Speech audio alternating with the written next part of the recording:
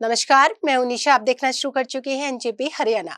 दोस्तों, आज 23 सितंबर है। यह दिन इसलिए खास है क्योंकि आज अमर शहीद राव तुलाराम की पुण्यतिथि है। देश प्रदेश या कहें विशेषकर अहिरवाल बेल्ट में राव तुलाराम का नाम आज बच्चे बच्चे की जुबान पर है। उनके श्रद्धा सुमन अर्पित करने के लिए उनके वंशज केंद्रीय मंत्री राव इंद्रजीत सिंह और उनकी बेटी हरियाणा के स्वास्थ्य मंत्री आरती सिंह राव भी रेवाड़ी पहुंची। यहाँ के नाईवाली चौक पर स्थित उनकी प्रतिमा और राव तुलाराम पार्क व रामपुरा स्थित स्मारक पर श्रद्धा सुमन अर्पित किए। इस अवसर पर कई अन्य विधायक भी पहुंचे। इनमें पटौदी विधायक बिमला चौधरी, रेवाड़ी से विधायक लक्ष्मण सिंह यादव, बावल से विधायक डॉक्टर कृष्ण कुमार, कोसली से विधायक अनिल यादव आदि शामिल रहे। कुछ विधायकों व पूर्व विधायकों ने अपने स्तर पर अन्य शहरों में राव तुलाराम को याद किया। राव इंद्रजीत के साथ भाजपा की जिलाध्यक्ष वंदना पोपली व नगर परिषद की चेयरपर्सन पूनम यादव के अलावा कई अन्य पार्टी पदाधिकारी भी थे। इसके अलावा दलगत राजनीति से ऊपर उठकर भी उन्हें कई स्थानों पर याद किया गया। कई स्थानों पर राव तुलाराम के नाम पर प्रतियोगिताएं हुई। हरियाणा सरकार ने इस दिन को हमेशा की तरह हरियाणा वीर एवं शहीदी दिवस के रूप में मनाया। हम सबसे पहले ये बताएंगे कि राव इंद्रजीत व आरती राव ने इस मौके पर क्या कुछ कहा और इसके बाद राव तुलाराम से जुड़े इतिहास की बात करेंगे। राव इंद्रजीत सिंह ने कहा कि अमर शहीद राव तुलाराम सरीखे महानायक हमारे लिए प्रेरणा स्रोत है। आजादी के महानायक, वीर सपूत एवं महान स्वतंत्रता सेनानी सहित राष्ट्र प्रेम से सरोबार होकर देश पर कुर्बान होने वाले भारतीय शूरवीर देश की अमूल्य धरोहर है। उन्होंने कहा कि भारत की आजादी से लेकर आज तक भारत के लिए जीने वाले हमारे वीर जवान भारत की आन बान शान है। राष्ट्रीय रक्षा में अपने आप को दिन रात न्यौछावर करने के लिए सजग रहने वाले वीर योद्धाओं के बलिदान से देश सदैव प्रेरणा लेता रहेगा। कुमारी आरती सिंह राव ने अमर शहीद राव तुलाराम को केवल इस क्षेत्र का ही नहीं बल्कि पूरे देश का गौरव बताया। उन्होंने कहा कि ऐसी महान विभूतियों के दिखाए मार्ग पर चलकर केंद्र व प्रदेश सरकार निरंतर विकास व जन सेवा को समर्पित हो आगे बढ़ रही है। उन्होंने कहा कि यह गर्व का विषय है कि देश को आजादी दिलाने में जिस प्रकार हमारे वीर स्वतंत्रता सेनानियों ने अपना योगदान दिया, ठीक उसी प्रकार आजादी को कायम रखने में भी देश के वीर रणबांकुरों का अतुलनीय योगदान रहा है। देश की सेनाओं में हर 10वां सैनिक हरियाणा से है और हरियाणा के रेवाड़ी जिला के सैनिकों की भागीदारी सर्वाधिक है। रेवाड़ी में राव तुलाराम को श्रद्धा सुमन अर्पित करने वालों में मानेसर की मेयर इंद्रजीत कौर, जिला परिषद अध्यक्ष मनोज यादव, नगर परिषद चेयरपर्सन पूनम यादव और रामपुरा के सरपंच नरेश कुमार सहित कई अन्य गणमान्य लोग भी मौजूद थे। इतिहास की बात करें तो पहले हाल ही में news for justice and parity में छपे लेख की बात करते हैं।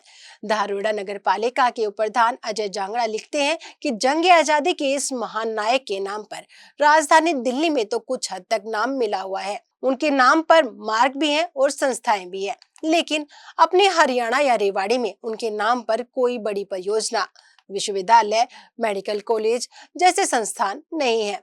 हम कह सकते हैं कि दिल्ली तक जिनका नाम है वह अपने गढ़ में नाम से है। लेकिन परियोजनाओं को छोड़कर बात करें तो हम ये जरूर कह सकते हैं कि अहिरवाल बेल्ट सहित देश प्रदेश में उनके प्रति आज भी पूरी श्रद्धा बनी हुई है। आज तक न तो नसीबपुर में भव्य स्मारक बन पाया और न ही राव तुलाराम के नाम पर कोई बड़ा संस्थान स्थापित हुआ है। अब बात करते हैं इतिहास की। राव तुलाराम ने ऐसे समय अंग्रेजों से टक्कर ली थी जब अंग्रेजों की तूती बोलती थी। जब बड़ी संख्या में लोग अंग्रेजों के सामने झुक रहे थे तब राव राजा झुकने के लिए तैयार नहीं थे। उनका संदेश था, शीश कटाना मंजूर है मगर गुलामी मंजूर नहीं। राव तुलाराम 1857 की क्रांति के दौर के स्वतंत्रता सेनानी थे। हालांकि मां भारती को अंग्रेजों की गुलामी से मुक्ति दिलाने के लिए शुरू हुई 1857 की क्रांति विफल हो गई थी, लेकिन माना यही जाता है कि इसी क्रांति ने भारतीयों में आजादी पाने का जज्बा पैदा किया था। इस जज्बे को देखकर ही अंग्रेज देश छोड़ने के लिए मजबूर हुए।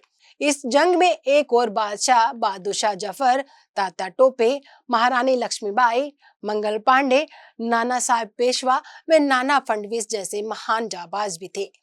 तो दूसरी ओर थे हरियाणा की रामपुरा रियासत के राजा राव तुलाराम और उनके सैनिक। पिता पूर्ण सिंह का जिस समय निधन हुआ उस समय राव तुलाराम मात्र 14 वर्ष के थे। उन्हें अल्पायु में ही राजकाज संभालना पड़ा था। लेकिन कुछ ही समय बाद अपनी सूझबूझ से उन्होंने अंतिम सांस तक अंग्रेजी साम्राज्य के खिलाफ संघर्ष किया। मई 1857 की क्रांति की ज्वाला जब अहिरवाल क्षेत्र में पहुंची, तब राव राजा ने भी क्रांति का बिगुल बजा दिया। राव तुलाराम ने इस इलाके से अंग्रेजी सेना के खात्मे का ऐलान कर दिया। हमारे क्रांतिकारी नेताओं ने दिल्ली के सिंहासन पर कब्जा करके बहादुर शाह जफर को हिंदुस्तान का बादशाह घोषित कर दिया और इधर अंग्रेजी सेना गुड़गांव व आसपास का इलाका छोड़कर भाग खड़ी हुई और इस तरह पूरे इलाके पर राव तुलाराम का शासन कायम हो गया। इससे गुस्साए अंग्रेजों ने संगठित होकर राव तुलाराम को घेरने की भरपूर कोशिश भी की। इस दौरान 16 नवंबर 1857 को नारनौल के पास नसीबपुर के मैदान में अंग्रेजों व भारतीय योद्धाओं के बीच वह भीषण युद्ध हुआ, जिसकी चर्चा आज भी होती है। इस युद्ध में ज्ञात अज्ञात 5000 सैनिक शहीद हो गए थे। नसीबपुर के युद्ध में अंग्रेजी सेना को भारी नुकसान उठाना पड़ा था। राव तुलाराम अंग्रेजों को चकमा देकर भेष बदलकर अपने विश्वसनीय साथियों के साथ अंग्रेजों के खिलाफ मदद मांगने काबुल पहुंच गए, परंतु भाग्य ने उनका साथ नहीं दिया। काबुल पहुंचकर अंग्रेजों के खिलाफ मोर्चाबंदी मजबूत करने से पहले ही उनका स्वास्थ्य खराब हो गया। 23 सितंबर 1863 को आजादी का यह महानायक सदा के लिए सो गया, परंतु आजादी की जो चिंगारी उन्होंने सुलगाई थी, वही भविष्य में ज्वाला बनकर देश को आजाद कराने का कारण बनी। काबुल से राव तुलाराम की अस्थियां लाने के लिए कुछ वर्ष पूर्व प्रयास भी शुरू हुए थे, लेकिन यह प्रयास कुछ कारणों से सिरे नहीं चढ़ पाए। उनके वंशज राव इंद्रजीत सिंह इस समय केंद्र में मंत्री हैं, जबकि राव इंद्रजीत की बेटी आरती सिंह राव हरियाणा में स्वास्थ्य मंत्री है। राव इंद्रजीत के छोटे भाई अजीत सिंह इन दिनों स्वास्थ्य कारणों से राजनीति से दूर है, जबकि सबसे छोटे यादविंदर सिंह पूर्व विधायक हैं।